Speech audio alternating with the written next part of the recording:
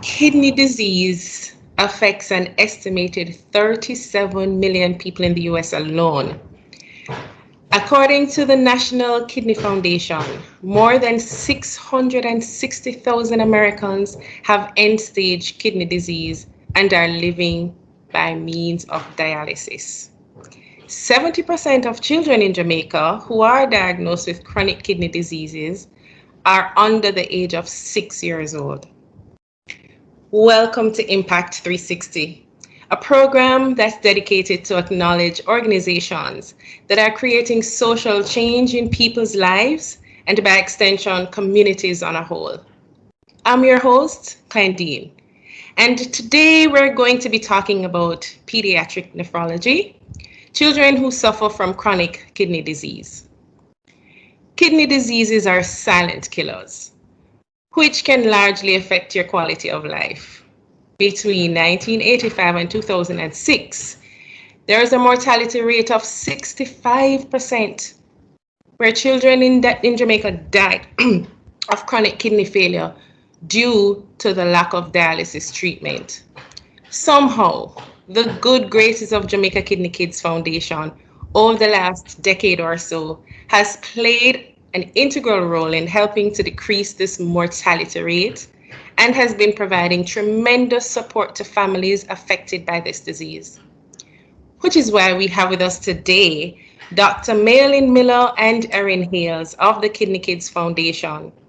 Dr. Maolynne Miller is a practicing pediatric nephrologist who is also the founder and chairperson, and Erin Hayle, one of the directors. Ladies, welcome. Thank you. Hi, Klandine. Full disclosure, by the way, you guys are no longer on the video. I'm not seeing you. Full disclosure, my interest in Kidney Kids Foundation stemmed from, a personal experience I endured. My sister Tanya Coombs died from renal failure. I can't imagine the pain and the agony she must have experienced during that period. I know for me, witnessing it was very traumatizing, to say the least. And from then, I connected with the Jamaica Kidney Kids to render any kind of assistance to the efforts being made in providing support to bringing awareness to the disease. Dr. Miller, please share with us the genesis of the foundation and how has the organization evolved since? Well, the foundation started in 2012, primarily as a response to an offer that was made to us for a donation of the contents of a dialysis unit for children. As it turned out, since there was no building for this donation, we needed to raise money. But it was too expensive in the overall to get this building done. And myself and the other pediatric nephrologists at that time, Dr. Gooden, we realized that the needs were greater in actually providing the items required for service for the children than getting a building. And thereafter, the foundation changed its focus to helping the hospitals that look after children with kidney disease, predominantly the University Hospital, which is the only hospital where children under the age of 12 years can get dialysis. But we do render assistance to any hospital in Jamaica where children with kidney disease are found. We also expanded our goals to the educational arena, having outdoor outreaches to various schools and public exhibitions on World Kidney Day.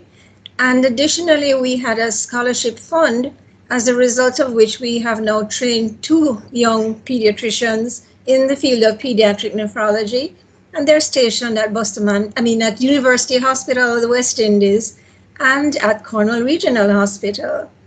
Additionally, we have an arm for this called the support group, and this has been a tremendous benefit because we feel that somebody has to care for the carer of these children. And the needs are not just medical, but emotional and spiritual. The support group is headed by a parent, and they share their experiences and help each other through trying circumstances. In the support group also, when we could meet, we had educational meetings once a week, once a month, and we also had a psychologist that was able to help the parents as well as the children. So we have gone beyond just purchasing for hospitals to looking after the children in every aspect. We help the parents also with their back to school supplies and have treats for them. So remembering that their children are not just kidney patients. Beautiful. I mean, you've almost left me no room for further questions because you preempted one such question I had was organizations such as the Kidney Kids Foundation usually exist to fill a gap, right? And you have now highlighted what gaps you're fulfilling. You have an integrated approach, which is absolutely excellent. Not just to provide literal equipment and funding, financial assistance, but you're also incorporating wellness and health and support system for those families or other family members who are affected by kids with kidney disease. You're promoting awareness of the disease, which is great, through outreach programs. And of course, you are, as mentioned, in terms of with the training, that too is helping to offset all the trauma that comes with having to deal with this horrible disease. Tell us, Doc, what are some of the common types of kidney disease in children, and what are the causes? In children, the commonest cause of chronic kidney disease that ends up in kidney failure are birth defects. So at this time, we are not seeing lifestyle diseases like hypertension and diabetes being a significant cause. So for example, if a child is born with abnormal kidneys or is missing a kidney, or the drainage system from the kidneys is blocked, this can end up in chronic kidney failure. So that's one huge group, and it accounts for about 40% of the children with chronic kidney disease. So pardon? Sorry. No, go ahead. Yeah, I was gonna reiterate the cause, which one of the causes is birth defects and blockage, and then the type is chronic kidney failure. Chronic kidney failure is a result of the congenital, the birth defect, which may have started to damage a kidney from inside of the womb. So although the blockage is beyond the level of the kidney, the back pressure can reduce the rate at which the small kidney units develop, so that as a child gets older, the body can no longer cope with the waste of the growing child. Some of them, the kidney disease is so severe that the kidney filtering units don't develop properly at all, which means that these babies, from the time they are born, will need to have some intervention. Because the kidneys themselves are non-functional. The kidneys don't function at all. Okay. Wow. The key risk factors for chronic kidney disease would be what? Well, the risk factors are beyond anybody's control, because the defects have nothing to do with what the mother may have or may not have done. However, having identified that the child has a kidney defect, getting early recognition and intervention can delay the time at which chronic kidney failure and the need for dialysis occurs. Because there are interventions such as controlling blood pressure, controlling infection, and adding supplements along the way that delay how rapidly the kidney failure progresses. Because untreated and unchecked, the child is likely to go into what we call end-stage kidney failure earlier than a child who's been monitored since birth by a kidney specialist.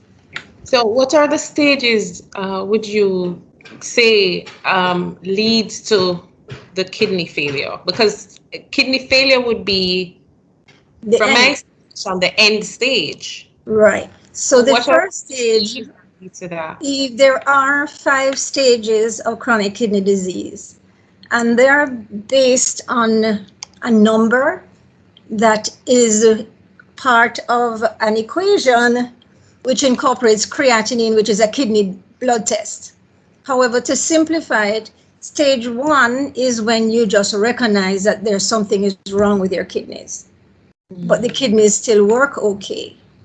Stage 2 is when the function has fallen a little bit, but it is not really affecting you too much. Stage 3 is what we call chronic kidney disease. So the function has reduced to a level where you now have problems maintaining a good blood count, and you're going to start seeing bone disease because your kidneys are no longer producing the hormones that are required to maintain bone and kidney health. Stage 4 is a worsening of that, which means at this point you might actually start reducing how much urine you're passing. And stage 5 is when you are not filtering your waste at all, and you start to have symptoms related to the poor clearance of your bodily waste, like nausea, vomiting, etc. Wow. So what are some of the key features that you would share with the kids? And I guess this is where your outreach program comes into play now. And let me tell you, folks, Erin, she is a gem. She is, I would say, the chronic kidney disease whisperer, because when she interacts with these children, they totally forget that there is a sickness. Who was feeling ill and who was feeling weak and poorly, once Erin's, exists, come into play, and Dr. Maolynne as well, they both But have she's expert. This magical touch with the kids, and it's amazing to watch. It's amazing to see. It's amazing to hear the parents talk about, the effect that these 2 angels have on the children. So tell us, what are some of the ways that you advise kids and parents alike and the public at large, Right. to scout for as it relates to kidney disease? Okay, so when we have our public exhibitions, we do talk mainly to kids so that they can feel a level of autonomy with their own body, so they can feel responsible for themselves as much as they can, because they're not the ones buying the groceries. But you let them know that generally what is healthy, what are healthy foods, and then of course what foods do they love, so that they can continue eating those things. Remind them that what they might be doing. Encourage them to keep doing what they're doing if it's good. So what is healthy to eat, what is okay in small amounts, like junk food is okay, but just a little bit. But healthy food like fruits and vegetables and drinking water for sure are things you can do. You can really encourage your family and yourselves to do.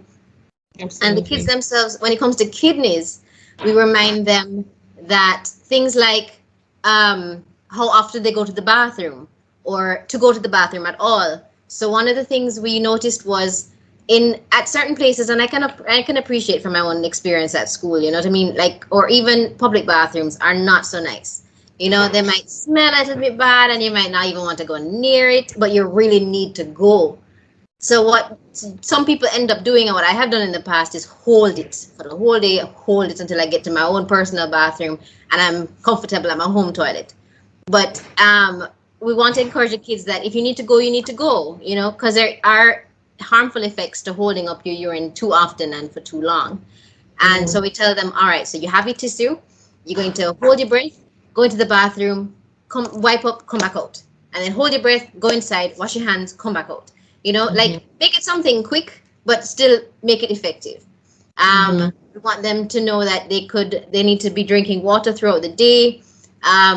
And everybody should know what the normal color of urine should be. So that's yellow or clear, and dark yellow is okay. It just means that you're not drinking enough water. But one of the colors we sell them, okay, so that's normal, that's okay. What's not a good color is dark brown or red.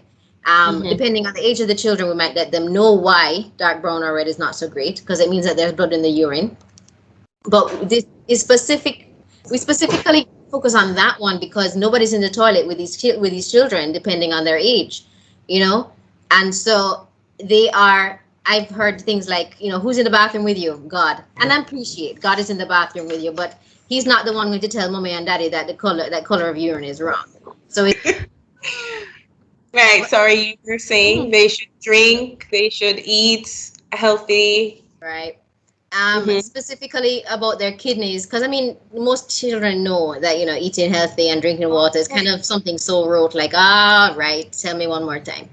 But when it comes to kidneys, and the whole reason that we come around is because is related to the whole urinary system. So your kidneys are connected to your bladder, and your bladder is absolutely important when you go to pee.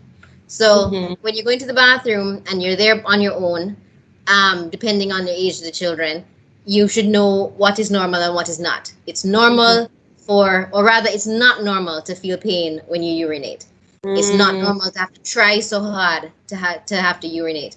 And it's not normal for urine to come out dark brown or red.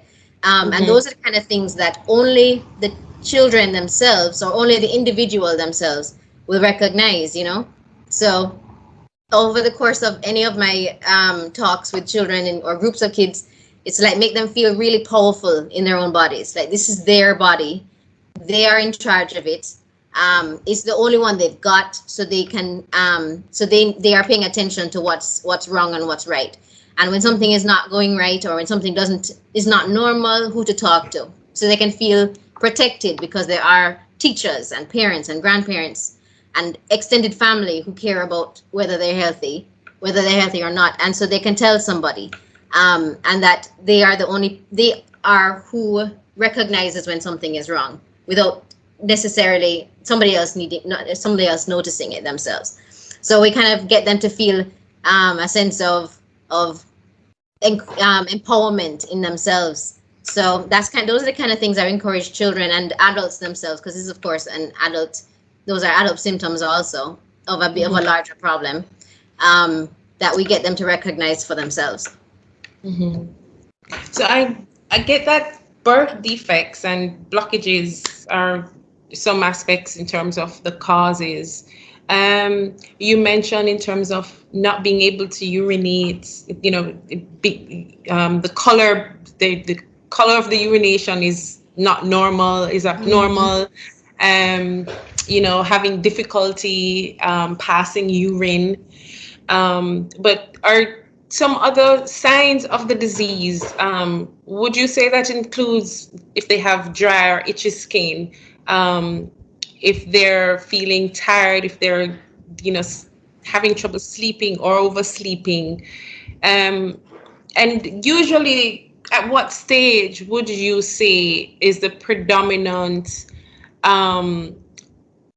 reason for people to actually diagnose or get diagnosed? What's usually the main causes for persons to want to go to the doctor outside of those who are born with the disease? To answer that, I would need to go a little bit into other causes. All right. So there are other causes that fall into a category called nephritis, which is a kidney inflammation. So within the kidney, there are little filters. And each of these filters may be affected by a number of things. You may have a genetic problem that it's not a birth defect, and it may not become obvious until you're a certain age. And at that time, your kidney becomes inflamed and you develop signs of kidney disease. So you mentioned age, but it depends. You can get it at any age, and it depends on the cause. We used to see more frequently a condition called post-strep nephritis, which is what you get when you get infected mosquito bites, and the children scratch it, and a germ called strep goes in it. And the body, in trying to fight off the strep, attacks the kidneys and the urine goes brown. We don't see that very much anymore, but it can still happen. And you can also get nephritis after a tonsillitis from the same germ. So these are all preventable nephritis causes, because if you seek medical attention, if you have just one little sore, it's no big deal. But if multiple sores come out, or if you have a sore throat at all, you should see a doctor, because there are even more serious problems from the sore throat, because you can get what is called rheumatic fever, where you get heart damage. So those are things that you possibly could prevent if you are a little bit vigilant. There are the other causes, such as autoimmune diseases like lupus. So children also can get lupus, and they tend to get it more severely than their adult peers. So you would know that, for example, they might not know they have kidney disease, but they would go to the doctor because the child's hair is falling out, they're getting a rash, they're losing weight, they're having joint pains, etc. So it's not underlying issue that actually cause the kidney disease. So what might send them to the doctor are symptoms of the underlying disease, and then they will realize in working up the child that the kidneys are involved. Interesting. Is the access to care prevalent? I mean, how many pediatric nephrology centers exist on the island? I know you mentioned earlier that children usually get care at the UE, at University Hospital of the West Indies. But what are the other access? We now have 3 pediatric nephrology centers. So we've gone from 1 pediatric nephrologist between 1984 and about... Dr. Miller. No, we had 6. Well, okay, there's the centers, as in actual hospitals, and then there are the actual specialists, the doctors themselves. So there are 6 doctors, but 3. I noticed they had oh my gosh, just 3. But for the whole of Jamaica, just 3 centers at which these doctors work. But and where are these centers? We used to have just 1 center, and it was only at UE. Now children can get care at Bustamante Hospital, at UE, as well as Cornwall Regional Hospital. So Cornwall Regional Hospital serves the West, and UE and Bustamante serve the rest. So it's still a distance to go from one place to the other, but we have a very good network of very, very dedicated pediatricians who have hotlines to all the pediatric nephrologists. Is that so? If a patient is a problem, you just get on the phone and you speak to one of us. We'll give you a plan to work with, and if the child needs to be transferred, then a transfer is arranged. So they simply need to make contact with a pediatrician in their area, and then it will go from there. However, what hasn't really expanded is the availability of pediatric dialysis outside of Kingston, which makes it very difficult for children coming from the West, St. Anne, anywhere else outside of Kingston, because transportation is really, really expensive and difficult. So although they can access the facilities other than dialysis more easily, then once you have reached the end stage, it becomes problematic. I can only imagine that expense. I mean, so there are only 3 centers in the entire island. And I know one main feature of the foundation is to assist, to help to offset costs for treatment. On average, what would you say is the cost per child on a weekly, monthly basis? Remember? And well, the last time we had checked, it was about, let's say, an estimated $9,000 for a session, and then you multiply that by about 3 to 4 times a week, and that's every week for the rest of your life. However, Right. This is what 9,000 Jamaica now. So there's 60. So yeah. So like, yeah, Estimate. an estimated. So That's basically, yeah, it adds up absolutely, and it's because, and this is why it is so important to slow the progression of chronic kidney disease. You know, because it's dialysis is when it's necessary, absolutely necessary. The end point, the kidneys are absolutely kaput. They're not doing anything. Dialysis is needed in order to replace that function. You know, so the which preferred modality for treatment would be what? Pardon me? The preferred modality for treatment, what would that be? Because unless it is absolutely imperative, then that should be considered. What are the other methods? Well, the other methods are what we call medical intervention. Mm-hmm. You will need dialysis when you reach stage 5, because no matter what you do medically, you cannot control your waste products, and you can die if your potassium goes too high, your calcium goes too low, your anemia cannot be controlled. So if you are able to control all the other parameters that will push you along, you can reduce your waste by reducing the protein in your diet, by reducing the phosphate in your diet. So by those methods, you can keep things a little bit better under control.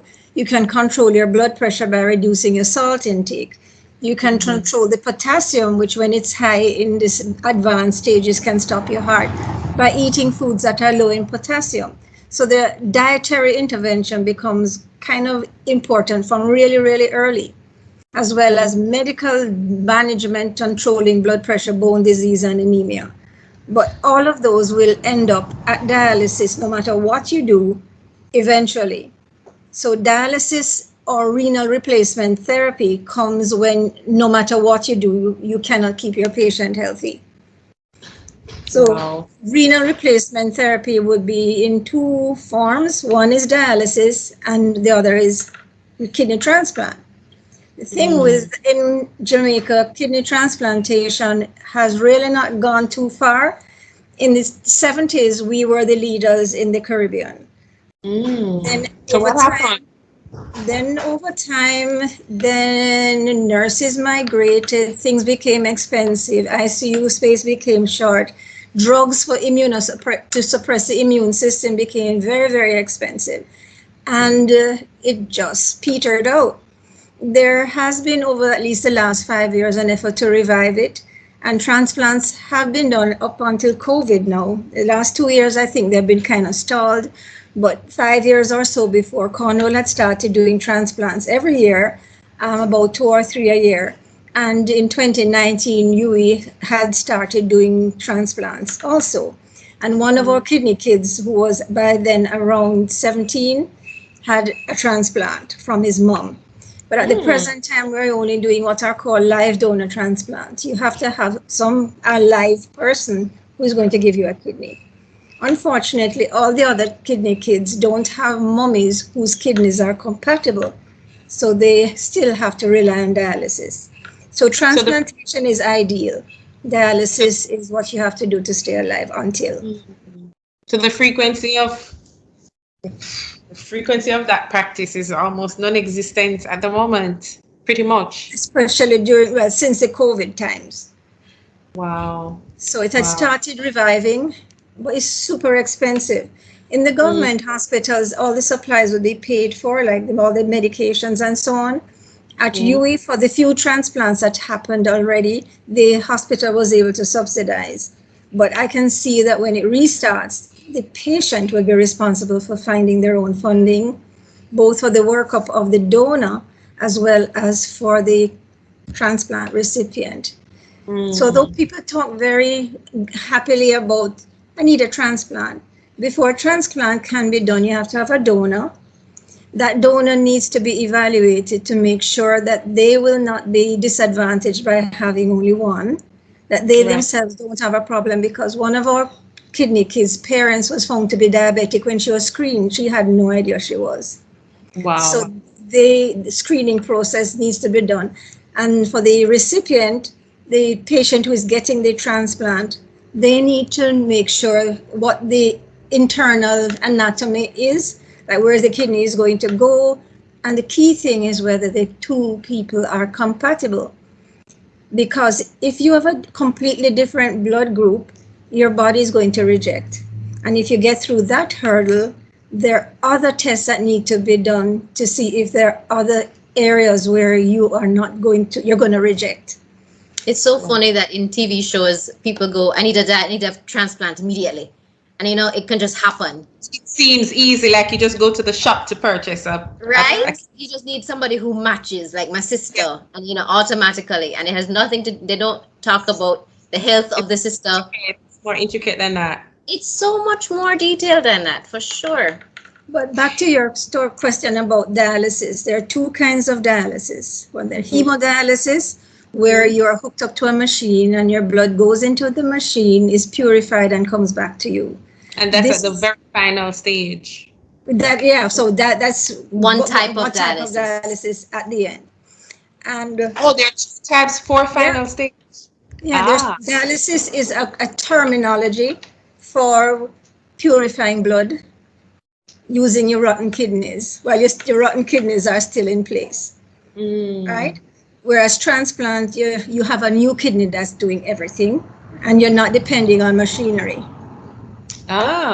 So at what stage does dialysis take place? Because you mentioned 5 stages, and the third stage is at a critical stage where it is considered now, where dialysis treatment is being considered, correct? You start to talk to the parents about dialysis in stage 3, because it's when you start using medications for blood and medications for bones, and you need to prepare them for what's coming up. It's stage 5, when your numbers are going out of control, or you may not be gaining weight, etc., that you have to do dialysis, or else you're going to die. So between stage 1 and 4, what do they do intermittently? What happens intermittently? They take drugs? They take medication, they have checkups, the blood pressure is monitored, the urine is kept infection-free, they monitor them for anemia and help to prevent it. So there's all stuff to keep your body normal within the limitations of each stage. And then other interventions would be, the diet and exercise and so on and so forth. Right. So it's actually at stage 5 that dialysis takes place, but at stage 3 and 4, it is now being considered. Is it at all possible that even at stages 1 to 2, the disease can be reversed? It all depends what causes it. Because if, for example, you have lupus and you had a bad flare-up and the kidneys were involved, but you went through a period of intense treatment for both the lupus and the kidneys, the kidney problem could be reversed. Chronic is the term applied to when the kidney problem has lasted more than 3 months. Most times, the chronic cannot be reversed. So, but stage 1 and 2 of CKD means it's over 3 months, but you may have fluctuations back and forth. But you may be precipitated into a 4 or a 5 if something catastrophic happens to you. For example, you get COVID and COVID affects your kidney, and whatever little reserve you had has been knocked out by the virus invading the kidney.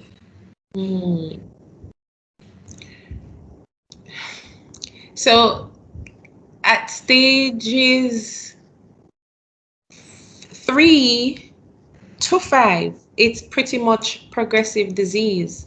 However, it can be managed effectively from the process of transplantation, which is what is usually recommended.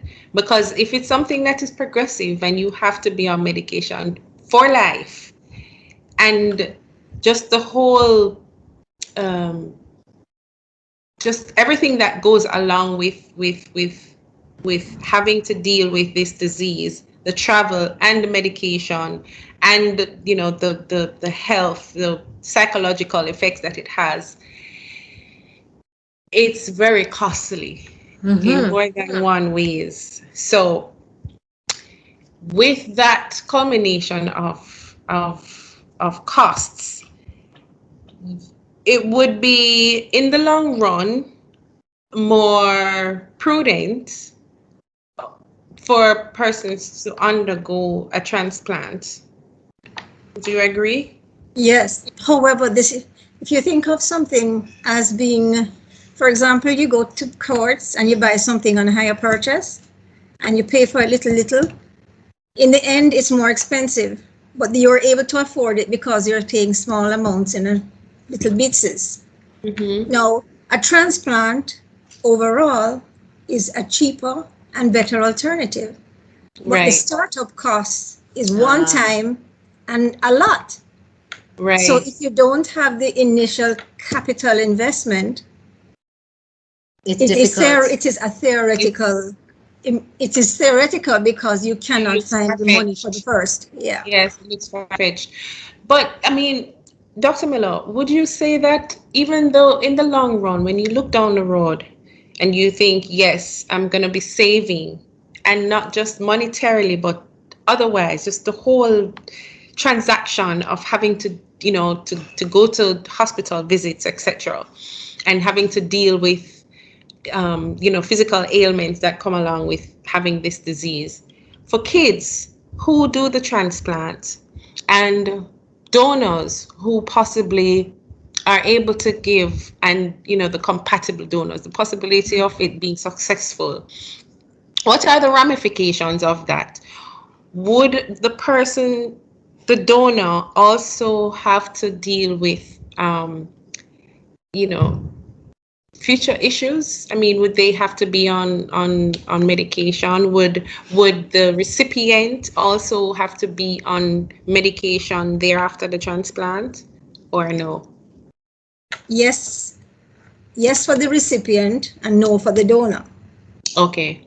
The donor kidney would not be taken. So that everything is all right, and then that's right. They would not take the kidney from the donor if there was any suspicion that they could not manage with one as healthily as before. Because sometimes people have one kidney functioning for their whole lives and never know, and they live full active lives. However, the recipient will have to take anti-rejection medications for the rest of their lives. And in a lot of cases, most cases, the old-time kidneys are still there. And so although the kidney is working fine, the old-time kidneys may still be causing some level of high blood pressure, which means blood pressure medications may be needed. If it turns out that the old kidneys are really more of a danger than otherwise, they may elect to remove them before putting in the new one. Because removing the old kidneys is not standard when putting in a new kidney. No. And I would think it is. I mean, so where you pack up anyways. The new kidney goes into your pelvis, whereas the old kidneys are just under the rib cage.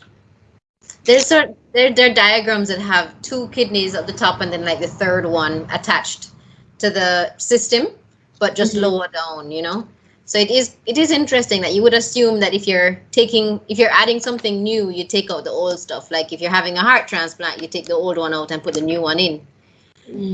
But yeah, so as it is standard, they just put the new kidney in because it isn't expected that the old kidneys will cause problems. It's almost an exception to the rule that the old kidneys will cause continuous problems. But again, that evaluation is done while transplant is being planned.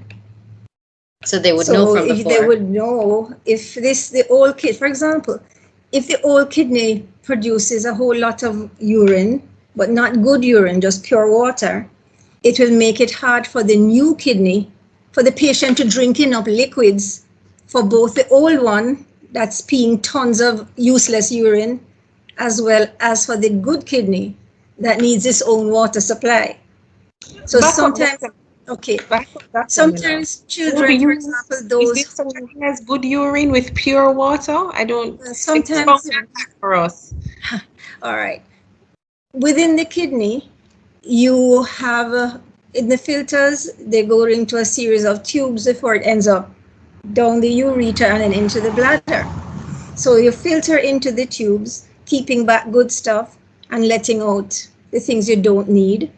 And sometimes some of the things that are filtered, like some sodium, some potassium, some calcium, are reabsorbed along the way.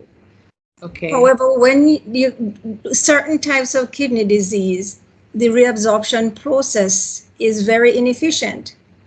So you end up dumping stuff you really need and not filtering stuff that you really should be dumping. But you are passing a lot of water because water reabsorption is not taking place. So that person may need to drink about 6 liters of water, child now, to prevent them from becoming dehydrated. And even if they became dehydrated, the kidneys will still pump out urine until there was nothing more to come out. So that's why that needs to come out. Urination need to come out because there's no way when the good one comes in and needs 3 more liters that little kid can drink 9. Wow. I read somewhere, Doc, I think it was a research paper done at the university hospital that mentioned the posterior urethral valves and so that's how they contribute significantly to chronic renal failure. Expound on that. So when I spoke about obstruction, so the kidneys are at the top and they drain by tubes down into the bladder. At the base of the bladder, then you have the opening, which is controlled by a muscle.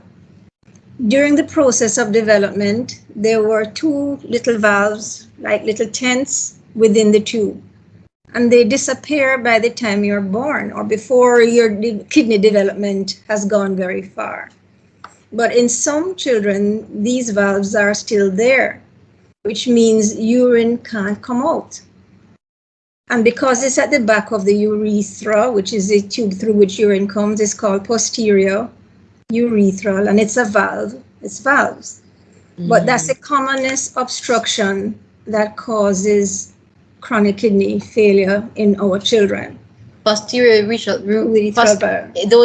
Those are congenital, just so that those things. Those are the ones, the commonest birth defect causing chronic kidney failure in our population. But nowadays we have for a while, from about the 1980s, started a protocol of investigating children who have urinary tract infections, because that's the commonest way that children with this complication are picked up. If they're not picked up in the newborn period because their kidneys look distended, then the stagnant urine will eventually present as a urine infection with smelly pee and so on. And during the course of investigating them, we will find out that, there's a blockage, we need to fix it. So it's not something that's immediately obvious necessarily. It would be immediately obvious if the valves were severe and not allowing any urine through at all, because you'd have picked it up from they were born. Okay. All right, because their bladders would be full and they would have some, from they were born, evidence that the kidneys were having a hard time. What are some of the strategic, if any, interventions that you would recommend to prevent additional cases of renal failure?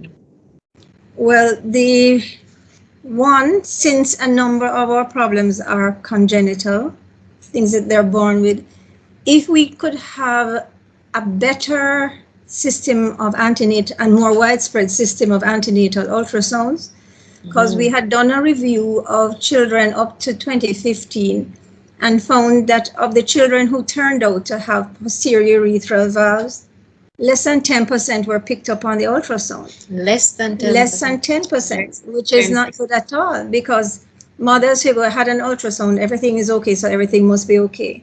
But you those need to be done with a certain degree of great accuracy, because it can mean the difference between kidney failure and no kidney failure. So more widespread antenatal ultrasounds, better antenatal ultrasounds, that kids with urinary infections be investigated and not just treated, because if all you do is treat, you're going to miss those until things become really bad and they now show signs that they're not their kidneys are not working. So in other words, if all you do is treat, you're just doing with the symptoms as opposed to the cause underlying.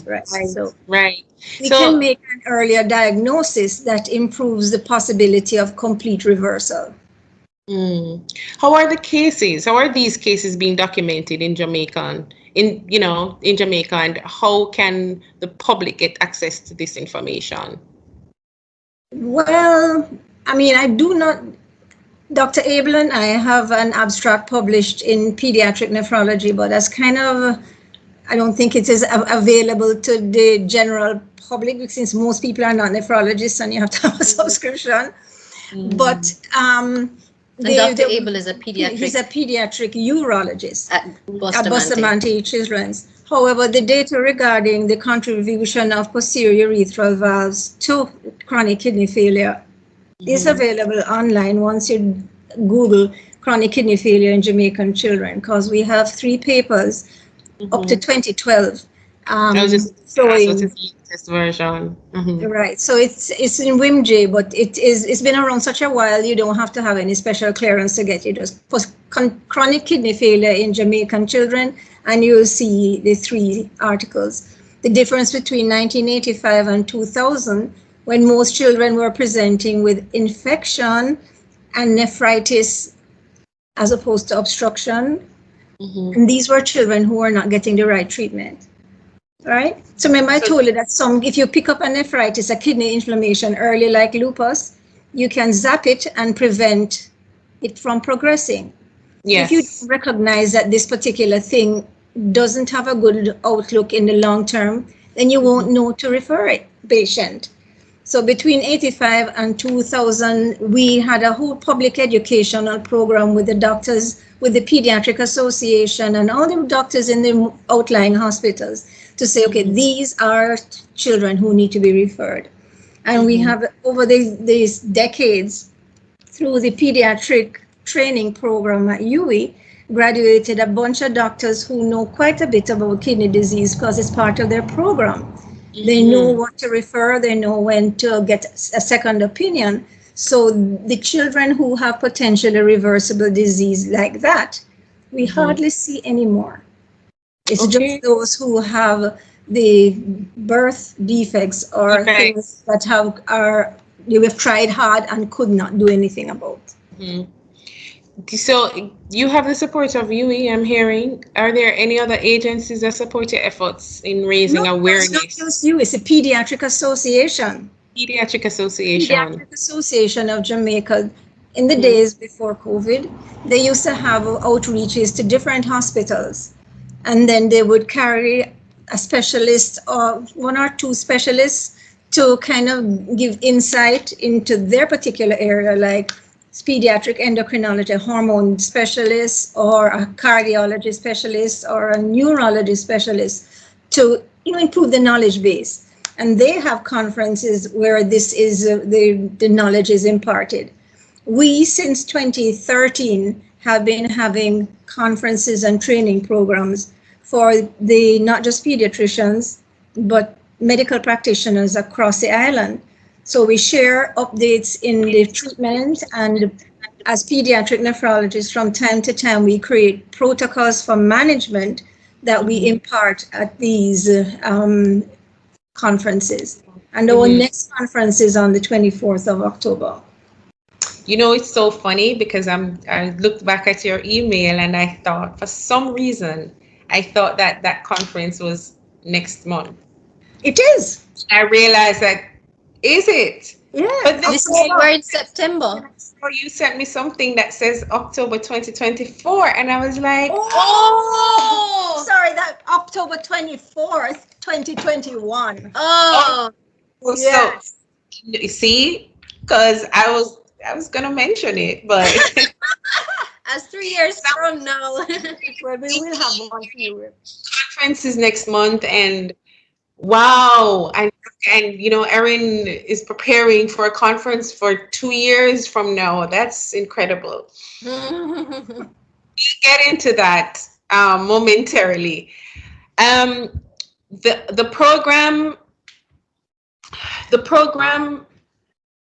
for awareness that takes place in the hospitals, within the hospitals, I would consider it to be somewhat of a perhaps after the fact, reactive measure. What are the proactive in terms of for support? I know, and I've seen snippets of kids who may be suffering from this disease. Not everybody is made aware of, what happens surrounding this disease. And so the likelihood of supporting the child and parent, whether the parent has to take time off work to have to deal with the kid going back and forth for treatment, or the child being in school and having difficulties managing a situation, this health crisis. Teachers are not so compassionate. Employers are not so compassionate. What measures, Doc, would you say that we could implement to help to alleviate that non-caring attitude from external forces, and to have them be more cohesive in the care and management of the kids as it relates to the kids support system? How can the Jamaican populace support the support system? Well, I guess we can, if we had more help, we could do social media posts. We had done in 2017 or 2018, we did interviews with the parents so that they shared their journeys. We can, again, our website is being upgraded so that the parent stories can be there. We have, when COVID was not a thing, we would go out to schools and churches and places that had, and to service clubs. Essentially awareness. To improve awareness of this. But I do think it would be a good time to repost the parent interviews, as well as maybe an undertaking as a project, tracing one child's journey from diagnosis to dialysis, and all the changes that the parent had to go through, and the job issues and so on. Mm-hmm. That's a big feat for such an organization as yours to try to educate the entire island. So are there any other agencies that, would be able to support or have in the past supported your efforts of raising that kind of awareness of kidney disease? Chase has been really wonderful when it comes to sponsoring the conferences. Granted, they have lately been doing a lot when it comes to purchasing the supplies needed for dialysis that are disposable. So use them once and they're done. So they use them, a whole lot of them, over the course of a year. So Chase has been able to sponsor that. And whenever we have a conference, Chase has tried to sponsor at least partly of these things. So basically we get to have the conference, educate the general, well, not necessarily the general public, more like the medical, the healthcare providers of Jamaica. When it's even better, we get to have workshops and visit the hospitals ourselves. We have visited hospitals in Black River, in Portland, across the island. So they have been helpful. There's been Progressive. So Progressive Grocers, the group, they have allowed us to have donation boxes at their stores. And that's where lots of people get their exposure to us. It's kind of amazing, because sometimes people will see us at these boxes and then they'll look us up to see maybe this thing is real. Let's see if the store itself advocates for us. We can't be something, non-legit. So people might reach out to us themselves, and that's how we get people like yourself who are, long-term volunteers and advocates of ours. So Progressive has been helpful over the years. Chase has been helpful. Sagicor has been helpful because we have been twice the beneficiary of Sigma Fun Run.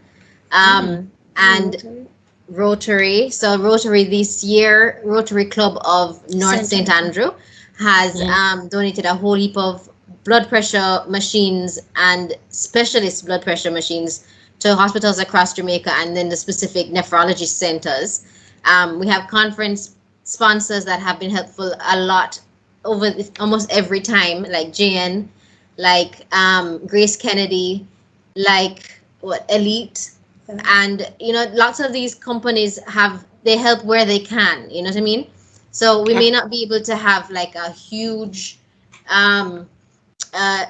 major sponsor, like a major foundation, and we're just underneath their umbrellas. But many people, many companies are donating what they can and how they can, like JMMB Foundation, Joan Duncan Foundation donated in, I think it was 2015 or 2016, when we were able to renovate the peritoneal dialysis section of the ward at the hospital at UE, and we were able to just get new furniture, new sheets, new curtains, decor. We painted up the whole thing. It was really beautiful at the end of it, you know what I mean? And so we have had some really incredible support over the years. So we have had corporate support on a major level. Corporate support, and I'm hearing from what you're saying, Erin, is that they've supported you on these initiatives monetarily, but not so much as spreading awareness as to the detriments and the proliferation of psychological that it can, that stems from having to deal with this disease. What would you do what they can? They do what they because I think it's really for that to go out, we would need to have, I think, some videos or educational material that could be run in their waiting rooms while people are waiting to pick up their groceries and so on. So that is how it may be possible to do so. There you go, Doc. It was in fact progressive. List. Yes, it was in fact progressive. We have something to add on our list. Yeah. It's in fact progressive who had told us, get yourself a poster and we will put it up at all of our stores, which essentially was like a poster about each of the children, So each of the kids, there was a small photo of them. There was a story of what age they started dialysis and what their personality is like and how long they've been on this, So it's essentially support as well. Yes, right? It was really helpful, and it was such a great idea because it made things personal and relatable. So it's just like what you're saying. Yeah. So now you're going to reimagine a system where patients, first of all, is there a system, first of all, where patients have the opportunity to meet other patients, for them to share the experiences and to receive ongoing support, including those who are affected by this disease, whether it be relatives, whether it be friends. That's the support group. So remember, you have come to our support group treats, whether it's at Christmas time or back to school. And it's not just the kids themselves, not just even a kid and a parent, it's the whole family. So the siblings as well, who get to enjoy the time together, to enjoy. At Christmas, we try to get gifts for the kids, also the siblings and the cousins who happen to come, because ultimately you want everybody to feel welcome and loved and appreciated, because I don't have a sibling with a chronic illness, but I can imagine that it takes away the attention that you'd want from your parent. You know what I mean?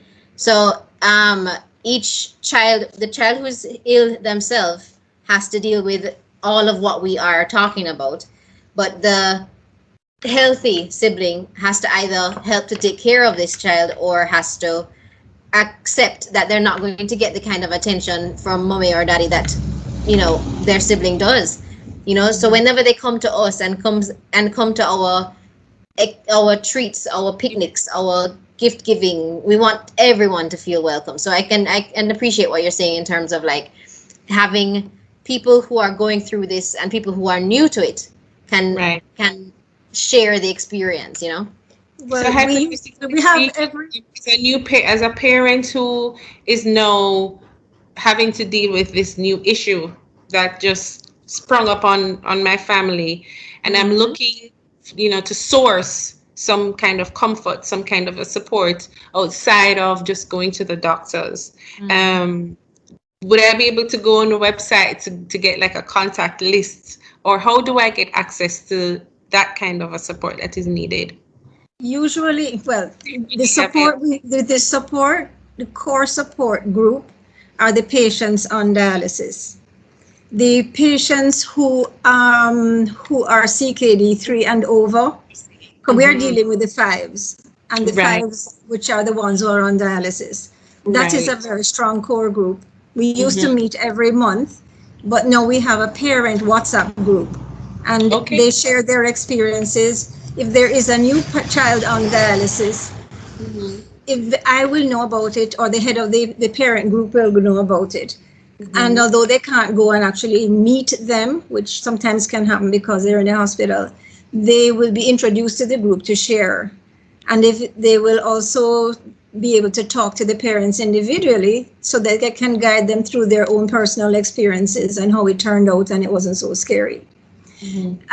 Although the other pediatric kidney specialists are aware, in the other hospitals are aware of this, we don't have many, we haven't had any, granted, we are using just the dialysis kids, and the only kids on dialysis are UE. We don't have all the parents involved that are at Bustamante or Cornwall. We do, however, have the ones that their pediatric kidney specialists recommended to us. So we do have a couple from Busta, and we do have a couple from Cornwall Regional, but as part of our core group. So we do have a group of children who are CKD3 and over, who are benefiting from blood tests that we pay for them. So I think it could be possible that we might reach out to the doctors within the other hospitals who haven't referred those patients to the group to see if they are interested. So that's a good idea. So it's through the doctors themselves. Yeah, because they wouldn't know otherwise. Kind of a support. Yeah. I mean, like to meet with each other and be able to speak of each other's experiences and how they deal with it and how they can cope with what it is that they're going through. I'm going to revert a little bit, Doc. You had mentioned the need for specialized nurses and additional centers across the island, right? I read where the International Society of Nephrology, they offer several funded education and training opportunities, as well as research grants. Does the JKK participate in any such activity? Yeah, that's how we got our first 2 trained. And the other doctor who was trained, we were able to identify, Kidney Kids was able to identify a location for her to be trained at. And she received benefits we got benefits from both International Society of Nephrologists as well as International Paediatric Nephrology Association. But it must be understood that the contributions that they offer are about 1/3 of what they need for their total costs. So we still have to raise significant amount of money to get the others trained, and that came from donations from public and private sector within the country. I don't think we need a whole lot more nephrology centers. I think we need one in Mandeville. We need one in Mandeville. In order to cover the main floor. Isn't there a pediatric nephrology center? Oh, so in Mandeville currently there's an outreach clinic? No, I ran an outreach clinic in Mandeville between 2013 and about 2015 or 16.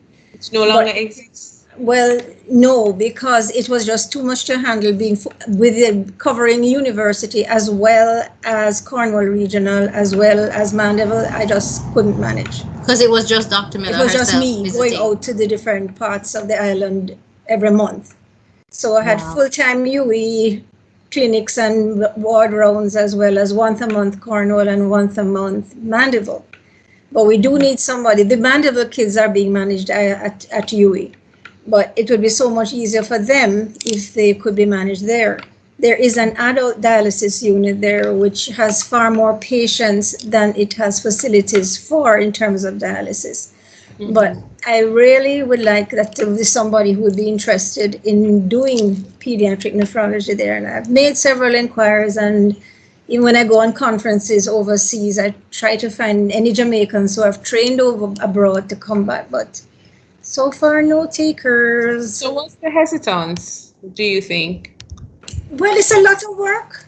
You have to like hard work. You have to like sleepless nights. And if you're coming from abroad, you have to like starvation wages.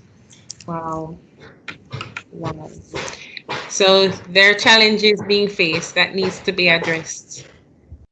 But the thing is that it's still better than when we only had a site in Kingston, because in the West was really having it really hard. Children had to migrate and live in Kingston to be treated. Mm-hmm. And some of them had to move away from their parents in order to do that. Mm-hmm. You are definitely impacting lives. You're definitely impacting communities. One of the reasons why I think you have been such a success, because you are a success story, you have helped to what would you say, eliminate, subtract, prevent additional mortality rates throughout the island, no? And you've gotten major support from corporate Jamaica, as well as individuals, especially when you're doing your outreach programs and when you have, certain initiatives. One of your latest initiatives was, as you mentioned, you've given blood pressure machines to 15 hospitals across the island. You need other support, right? You need volunteers to help with your day-to-day, with the operations of the foundation.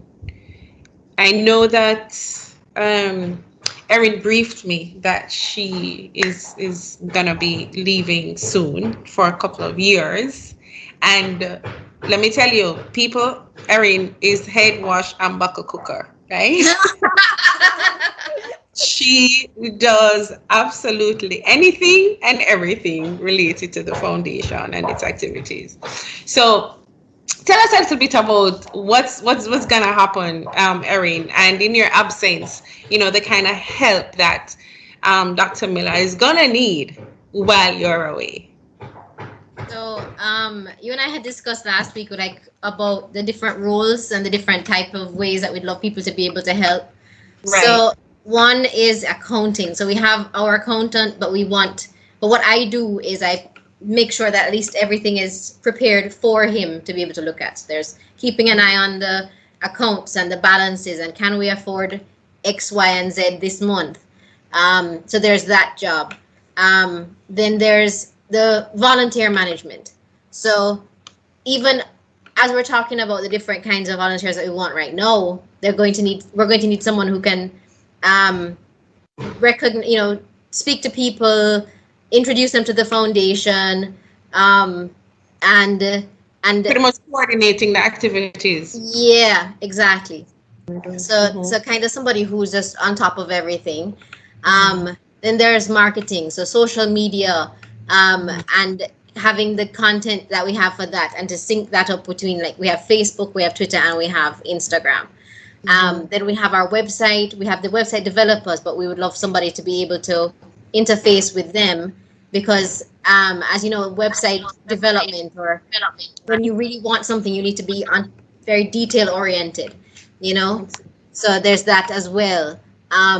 There are the donations coming in, so recognizing, all right, so if it's a in-kind donation, we take stock of every single thing coming in, have the value attached to that. There's just so many steps involved with these foundation, with a foundation in general, which is why ultimately, you know, we want to be able to be at the level of like a national foundation that has a team of people in an office ready and willing to, you know, go out and do the outreaches, teach people about what it is that your topic is, and people who are able to welcome more and more beneficiaries. So essentially, we'd want to be able to help more people, but in order to do that, we have to be able to help optimally the people we do help, you know. So we have big dreams.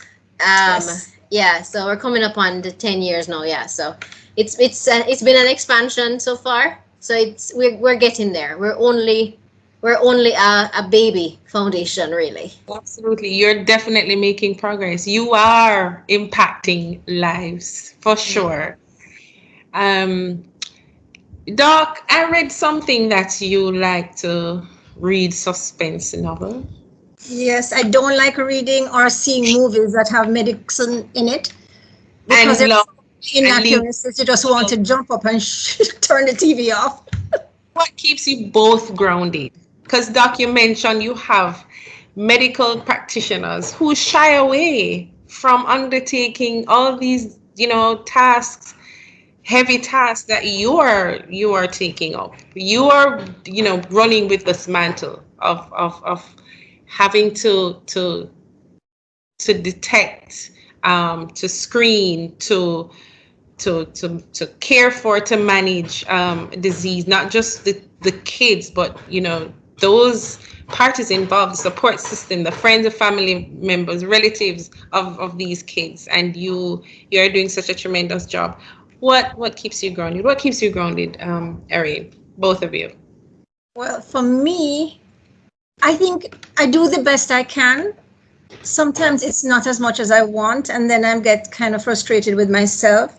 I have learned not to judge others who are not doing the similar thing, because as Joel Osteen says, everybody has their own race. So I might say, why aren't you doing that? But I was up whole night because a child needed to be on dialysis, and I had to put the child on, and then the next day I had water runs and 3 other children crashed. And they have other things that are time consuming, and they have families, so we can all make a contribution in different ways. And I don't think there is a single medical practitioner that would not give help if they could, if asked, you know. So the conference that's coming up, we have international speakers, but every single pediatric nephrologist has done about 2 or 3 talks, in spite of COVID and in spite of all their responsibilities. Wow. What keeps me grounded is trying to have faith. Like, I'm not always great at this, but having faith that it's going to work out in the end, that God is in charge, and whether or not it seems that it can work, it will work. Because the foundation was started with an idea that I had from 2008. I put it on my vision board. I had pictures of it, and gradually it came into place. Right? She's a big vision boarder. She's a big vision boarder.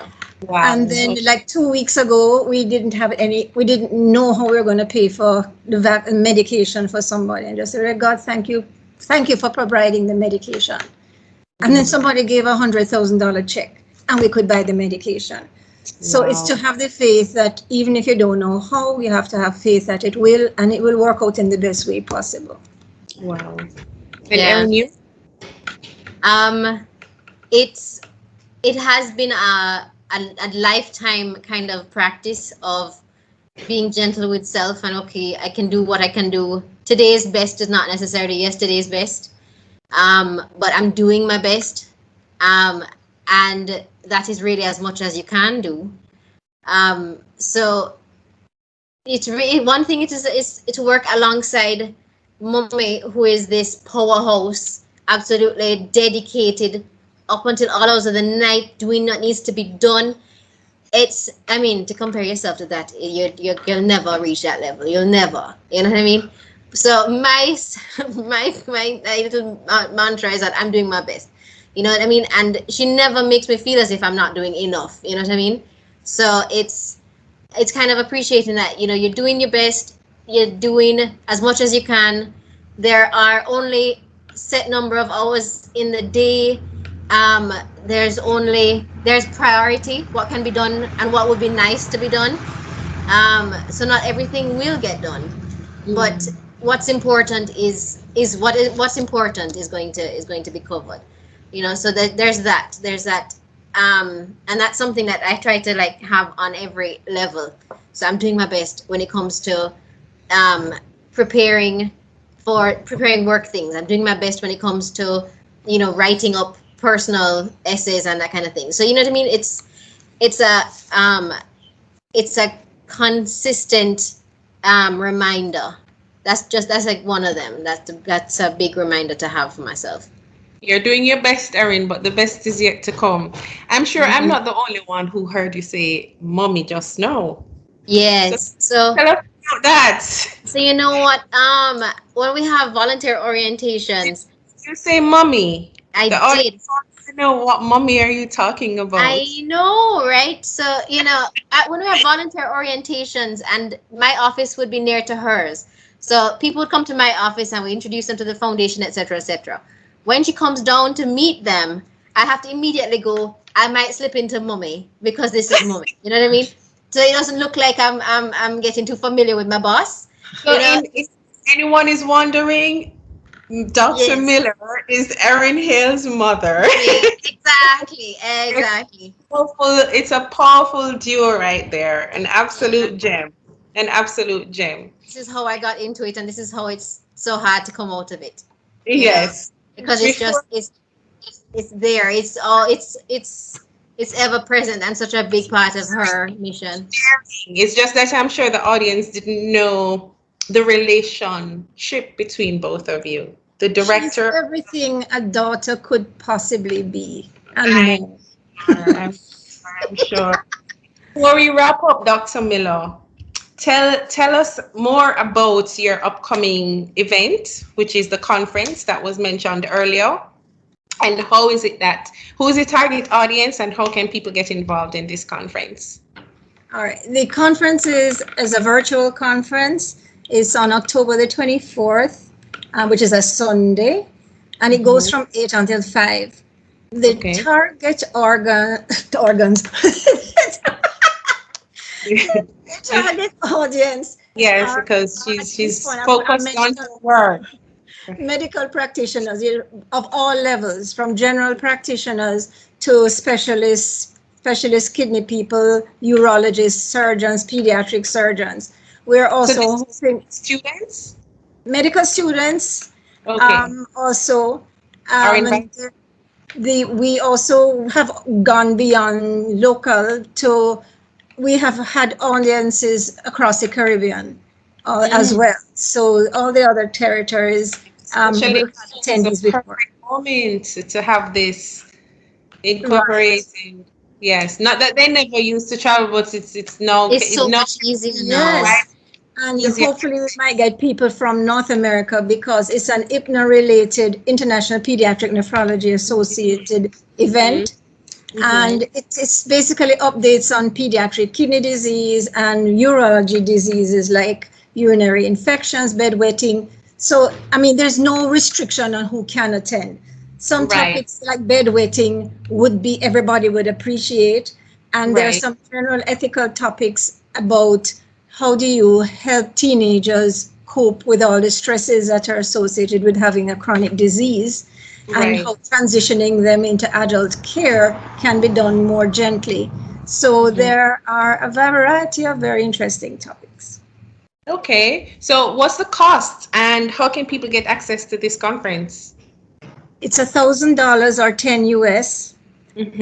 And we'll be posting on social media. We'll be sending out emails to those who have previous attendees.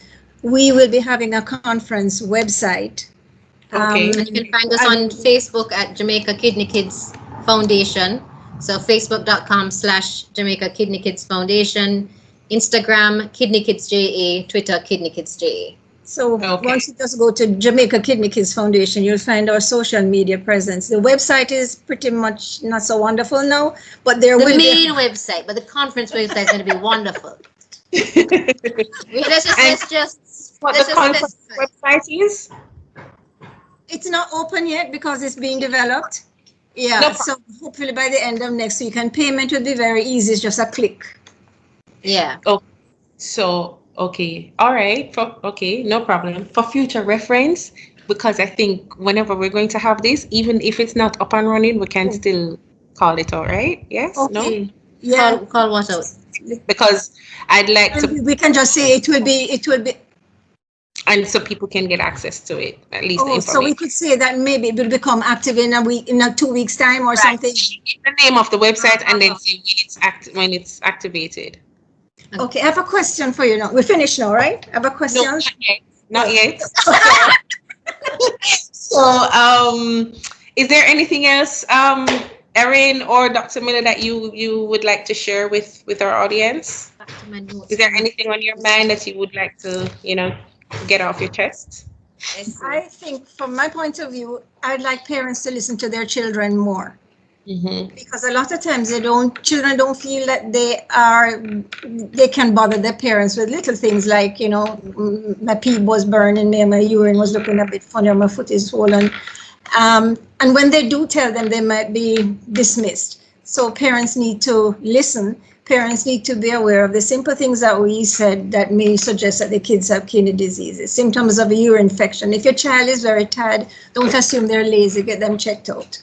Right. So if they have a headache, don't assume they're just saying the headache because they don't want to wash the dishes. If it's persistent, have it checked out. There are many little warning signs that we tend to ignore until they become really big problems. And I think if we can pick up things early enough in the game, we can help reduce how often children need to go into kidney failure treatment. And what I would like to say is a very special thank you to you, Klandine, because I realize you will not big up yourself on your own show, so let me do it for you. So having come to us, at all. Nothing. I don't even remember which year you came to us to volunteer, but you have been one of the most active and involved and interested, and I cannot even thank you enough for all that you have done for us over the years, and thank you for making us your inaugural interview. And for you're always full of ideas in terms of how we can improve. So I am really, really grateful for you and for all that you continue to do. And so I know that this is going to be super successful, especially considering that whatever energy you bring to us, you bring to everything else. Absolutely. Thank you. Congratulations. Yes. Fun fact. The kidneys act like a washing machine by filtering waste products from the body. Each day, up to 180 liters of blood get filtered through the kidneys and gets cleaned up to 50 times each day. This means, people, that we must keep our kidneys healthy by drinking adequate fluid, as Dr. Miller pointedly stated earlier. We need to eat a healthy diet. We need to keep active, reduce our protein in diet, maintain a healthy weight, and avoid too much processed foods. Well, there you have it. Thanks to our guests, Dr. Maolynne Miller, Erin Hayle, and you, our listeners, for making this segment possible. For those interested in making donations or volunteering, please reach out or contact the Jamaica Kidney Kids Foundation at kidneykidsja.com, email jakidney.kids@gmail.com, or you can reach out to Dr. Miller herself. Can I say that, Doc? Can I give them her number? At 876-391-5680. If you liked the program and you can listen, or download from any podcast platform. We would also love to get your feedback on this episode, so send us an email at impact360ja@outlook.com. Thanks so much for listening. I'm your host, Klandine, and I will be back with another episode of Impact 360. Talk to you then. Cheers.